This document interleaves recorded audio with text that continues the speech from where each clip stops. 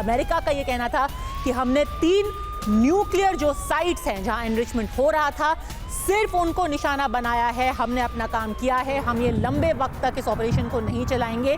लेकिन ईरान की तरफ से कोई अगर एक्टिविटी हुई तो उनको मुंह तोड़ जवाब मिलेगा। कतर के दोहा में हमले का ये पहला वीडियो सामने आया है। ईरान ने कैसे मिसाइल से यूएस बेस को टारगेट किया। मनीष झा हमारे साथ जुड़ गए हैं इस वक्त। क्या और जानकारी आप दे सकते हैं मनीष? और अल उदीद एयरबेस जो है इसका क्या महत्व है मनीष? देखिए, सबसे पहले तो मैं बता दूं कि कतर में जो अमेरिका का एयरबेस है मौजूद, अल उदीद एयरबेस, वो मध्य पूर्व में अमेरिका का सबसे बड़ा एयरबेस है। हालांकि पहले ये भी खबर आई थी 1 हफ्ते पहले कि अमेरिका ने वहाँ से बहुत से अपने फाइटर जेट्स को और दूसरी जो महत्वपूर्ण चीज़ें हैं उसको वहाँ से दूसरे एयरबेस में ट्रांसफ़र कर दिया है। लेकिन अभी भी अगर कहा जाए तो कतर में अमेरिका की ताकत बचती है। मध्य पूर्व में जो अमेरिका का सारा कंट्रोल है वो बहुत हद तक कतर से चलता है और इसीलिए मध्य पूर्व में सबसे बड़ा एयरबेस, अगर जॉर्डन का एयरबेस को छोड़ दिया जाए तो कतर में मध्य पूर्व में अमेरिका का सबसे बड़ा एयरबेस मौजूद है। और ऐसी स्थिति में अमेरिका की तरफ से जो हमले किए गए उसके बाद से जिस तरीके से अब ईरान ने कतर के एयरबेस को निशाना बनाने की बात की है, उससे तो साफ तौर पर यह लग रहा है कि अब मध्य पूर्व में महाभारत शुरू हो चुका है। यानी कि मध्य पूर्व में वो जंग शुरू हो गई है जिसका अंदेशा TV9 लगातार जता रहा था, अपने दर्शकों को आगाह कर रहा था कि अब जो युद्ध होगा वो प्रचंड युद्ध होगा और वो अब होने वाला है। जिस तरीके से ईरान को ये लगा कि उसके पास अब कोई और विकल्प नहीं है, क्योंकि जिस तरीके से ईरान पर अमेरिका ने हमला किया तो ईरान के लिए अब ये करो या मरो की स्थिति थी। उन्हें ये लग ही रहा है कि हर हालत में उन्हें मरना होगा। माफ कीजिएगा मनीष, आपको रोकेंगे यहाँ पे क्योंकि एक और बड़ी खबर इस वक्त आ रही है। इराक में भी अमेरिकी बेस पर हमला किया गया है और एक बैलिस्टिक मिसाइल वहां पर इंटरसेप्ट की गई। यानी कि सिर्फ अकेले कतर में ही नहीं मनीष, इराक में भी बैलिस्टिक मिसाइल से हमला किया गया है। ये ताजा खबर, ये ताजा तस्वीरें आप सामने आ रही हैं।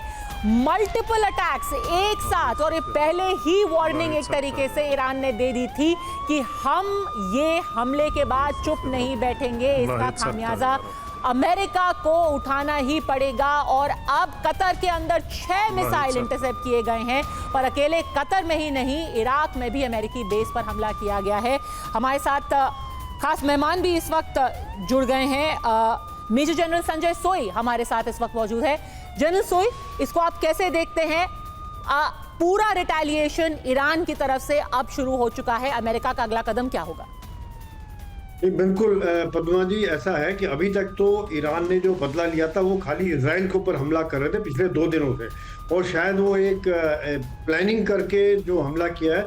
2 बातें यहाँ पे निकल के आती हैं कि ये जो अमेरिका की बेसिस हैं ये ईरान की जो मीडियम रेंज और शॉर्ट रेंज मिसाइल्स की रेंज में भी आ जाती है, जिनकी उनके पास आज हज़ारों की संख्या में ये मिसाइल अभी बची हुई हैं, क्योंकि इसराइल के लिए उनको लॉन्ग रेंज मिसाइल का इस्तेमाल करना पड़ता है, जैसे सेदर और फतेह। यहाँ पर इनके जो बाकी मिसाइल्स हैं जैसे कि शाहाब, खदर, फतेह शॉर्ट रेंज वाली जो है पुरानी, और इसके अलावा कर्ड्स, कई किस्म की मिसाइल है। यही कारण है कि अमेरिका को भी इस चीज़ का आगाह हो गया था और उन्होंने पहले कतर से, जैसे मनीष जी बता रहे थे, काफ़ी हद तक एसेट्स हटा दी थी।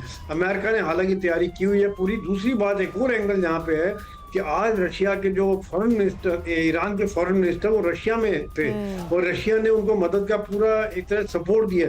तो क्या ये एक और एंगल है कि जिससे शायद ईरान एक ज़्यादा ताकतवर या ज़्यादा हिम्मत महसूस कर रहा है? क्योंकि ये भी एक एंगल हो सकता है, क्योंकि रशिया जिस प्रकार से यूक्रेन के साथ युद्ध में जूझ रहा है और वहाँ पर अमेरिका और बाकी यूरोपियन यूनियन उनको मदद दे रहे हैं, तो वो एक एंगल है। सेकंड, जो इनके पास अभी रिसोर्सेज ज़्यादा हो जाएंगे ईरान के पास, लेकिन इसका मतलब ये होगा कि अब अमेरिका ने जो बात की थी, अब तक जब तक इसराइल पे हमले हो रहे थे अमेरिका रिटेलिएट। बिल्कुल सर, और दोहा एयरपोर्ट से कई फ्लाइट्स डाइवर्ट की गई हैं। कतर ने अपना एयर स्पेस पहले ही बंद कर दिया था, सऊदी अरब ने भी अब अपना एयर स्पेस बंद कर दिया है। यानी कि अब पूरे मिडिल ईस्ट में एक तरीके से ये शुरुआत कर दी गई है और एयर स्पेस पहले कतर और अब सऊदी अरब ने भी अपना एयर स्पेस बंद कर दिया है, क्योंकि सिर्फ कतर ही नहीं लेकिन इराक के भी अमेरिकी बेसिस जो है, अमेरिकी एयरबेस जो है, उनको ईरान ने निशाना बनाना शुरू कर दिया है। और खबर ये भी आ रही है कि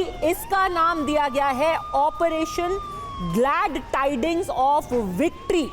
ग्लैड टाइडिंग्स ऑफ विक्ट्री, ये यूएस फोर्सेस के खिलाफ ईरान ने अपना ऑपरेशन शुरू किया।